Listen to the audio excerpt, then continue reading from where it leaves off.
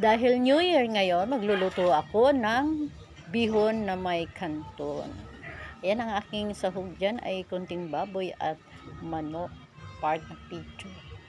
Ayan, lalagyan ko na siya ng ating sangkap na parsley na. Ayan, kinchay ang naano.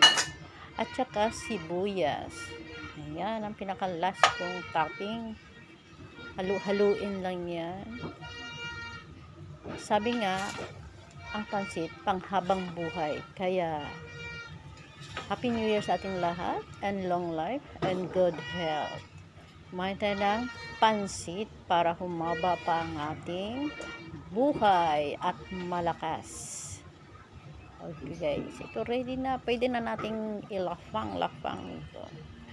Thank you for watching guys. Happy New Year everyone.